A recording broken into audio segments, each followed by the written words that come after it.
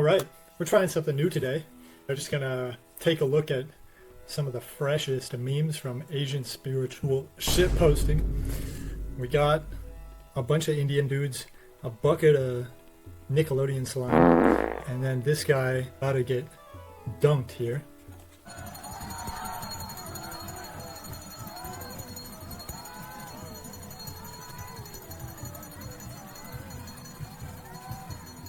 Okay, you see how he's like falling over? My man looks like he's maybe in pain. I have no idea what's going on here. The orange stuff might be hot.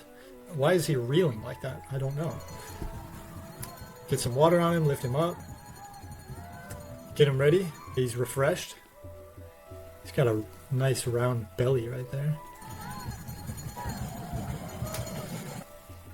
Out comes the... I don't know what that is. But he's taking it like a champ this time. He's not... This one seems less harmful than the orange one. He's chilling. He's hanging in there. Okay, we got milk. They're lathering him.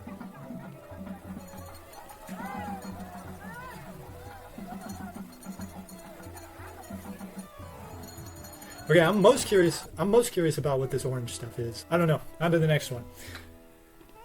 The first words were, Lord Krishna, I have taken birth to protect the Dharma and to free you from this prison.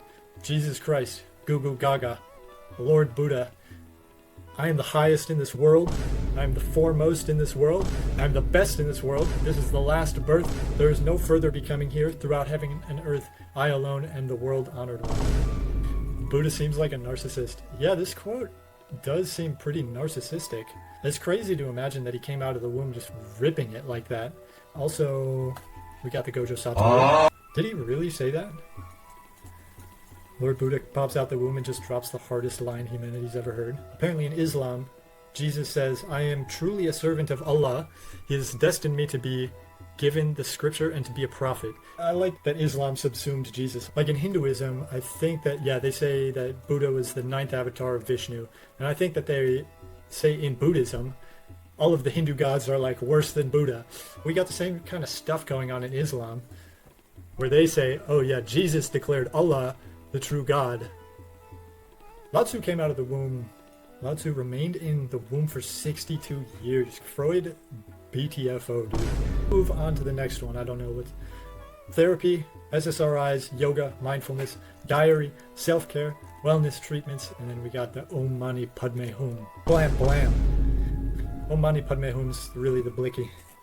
Not too much else to say. I was ripping this on walks for a little while. I would just walk and say Om Mani Padme Hum and try to say hi to people as I walked by. Using religious gestures as a substitute for working on yourself is just spiritual materialism. Min with a hot take. Min always got a good take though. This is a good take. If you just meditate without doing any of the psychological stuff, if you have psychological stuff going on, it's not gonna be pretty. That's how you get like Kundalini psychosis and all that shit. Also smoking too much weed.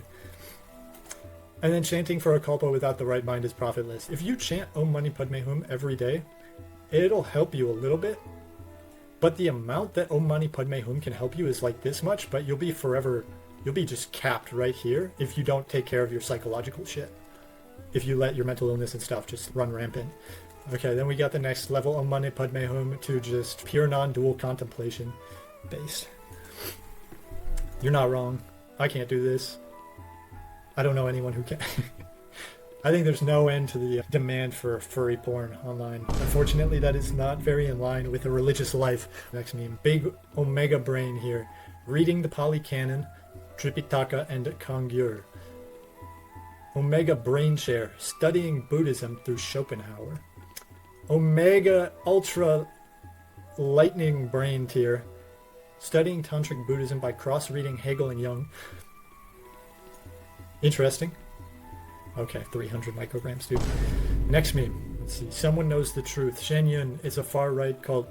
China before communism is the funniest shit ever because the entire thing is we used to ride dragons everywhere and be able to shoot fireballs with Qigong, but then the CCP stole our Jing-powered spaceships. Yo! It's a far-right cult. Yeah. I do yearn for the Jing-powered spaceships. What does Min say?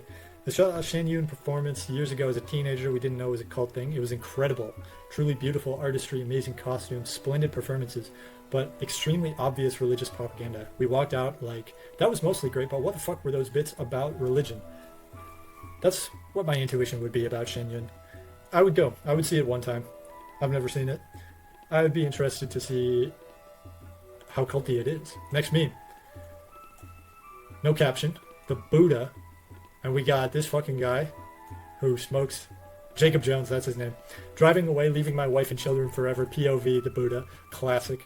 Classic deadbeat dad. There's like this brand of funny Zoomer chain smoking YouTubers that are vibey, honestly. Sage-like. Yeah, this guy. I tried to quit cigarettes for 10 minutes. Day drinking and smoking a cigar in a public park at 5 p.m. This stuff is so strong, though. It is so insanely strong. It is so good, though. It is so good. So the lore in this video is that he's got this pipe and this tobacco, I believe from Japan.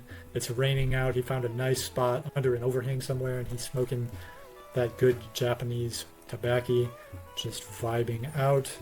This is the usefulness of uselessness. Just going to a spot, catching a buzz, the fatherly urge to achieve nirvana, the fatherly urge to abandon everybody. I feel that. I think all guys have a fantasy of what would happen if they shaved their beard and changed their name and skip town. Next meme. Not sure if this fits here, but in war, the only thing that matters is your ally saying thank you once. The art of puis. Next meme. I meet a girl. She wants my jink, don't they all, brother? I tell her the great masters say 1 drop of semen, 10 drops of blood. She leaves me for a man who won't see immortality. The number of times this has happened to me. I meet a girl. She wants my jink. Not like a dakini. Dakinis, as we've learned today, don't actually take jing. At least I don't think they do. They slurp on human yellow, which is an elusive substance believed to be found either inside a person's liver, heart, or at the top of the head. It's always the top of the head with this shit. A 10th century medicus who jerks you off and calls it bloodletting. That's what they should have been doing this whole time, dude. Why were they drilling holes into your skull when they could have just been yakking you off? And calling that treatment. Alternatively, she wants your nectar. You are so advanced that even coming like crazy, you don't lose your bodhicitta and maintain the non-dual state of Dzogchen. You practice together. She brings her friends. Everybody achieves immortality and or rainbow body. Meanwhile, some guys who don't actually achieve immortality probably will have prostate problems, post memes about their feelings of superiority connected to their jing/semen attachment and stinginess. That's me. Give me that nectar, give me that hoo-ya. Chinese K-pop plays in the background. This is why I always say that ass is full of enlightened beings. Robert here bears the final body. You couldn't write something like this without bearing the final body. That's my take. Good meme. Next. I support women's rights, but most importantly, I support women's rage. Goes hard. The queen of ass. Cringe. Ban. Yeah, that'll happen. That'll happen. Next meme. Allah, Jesus, Buddha. Jesus, Allah, and Buddha became Chinese deities in Chinese folk religion. That face when you're the supreme ultimate creator of the universe and the true one God, and you get idolized next to some guy. None of them are creators. All of them are prophets. Allah is the creator. Christ still exists in Islam, though. Yeah, we just learned that. Yeah, look at this. Right straight from the Quran. Jesus declared, I am truly a servant of Allah. He has destined me to be given the scripture and to be a prophet. Merry Christmas. This is the syncretism the West needs. Everything I see about Thailand is just like the monks are doing crazy stuff there. If you spam praise to every deity, you got to get it right eventually, right? You could be doing a hell speed run. What's going on here? Me when the rent increases? Next meme. May all beings say thank you at least once. At least once, please, and thank you at least one time. The tough part about this is, if this is anyone else, this image does have a hard quality to it. This is almost a hard image. But holy moly. J.D. Rinpoche's teachings seem to emphasize gratitude and mindfulness. The quote, "May all beings say thank you at least once," encourages us to cultivate a sense of appreciation and thankfulness, not just for ourselves, but for the well-being of all beings. It's a beautiful reminder to practice compassion and kindness. Have you explored more of Rinpoche's teachings? Good meme. 8 out of 10.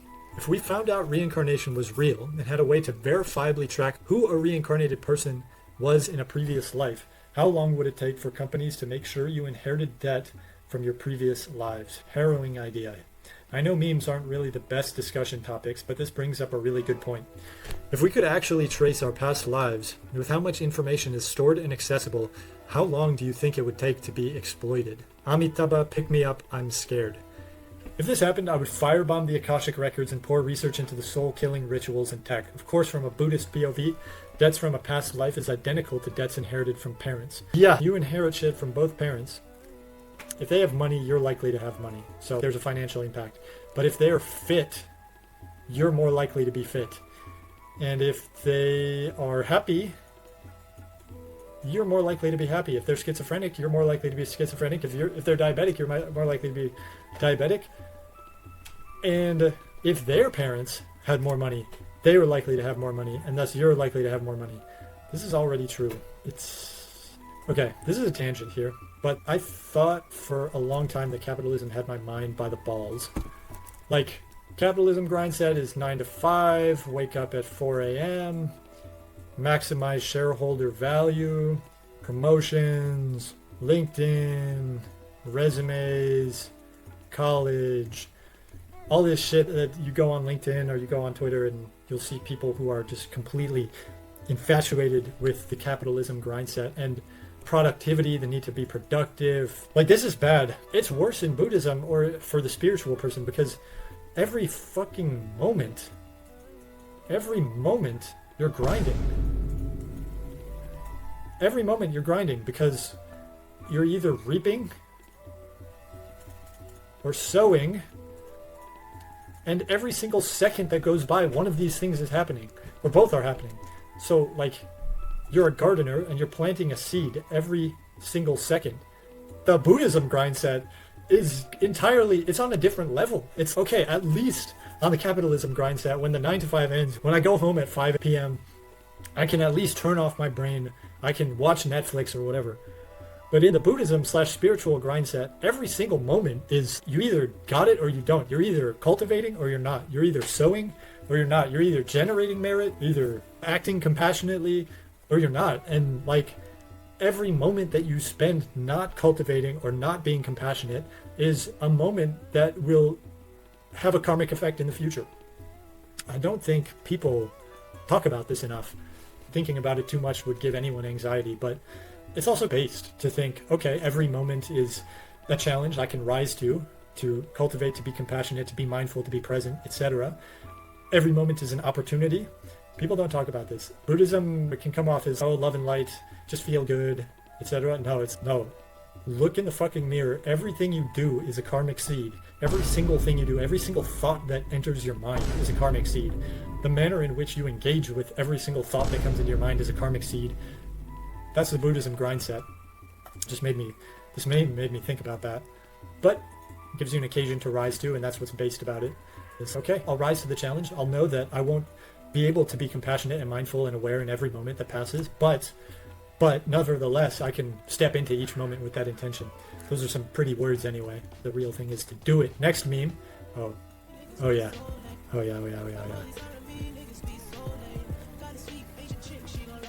Love me.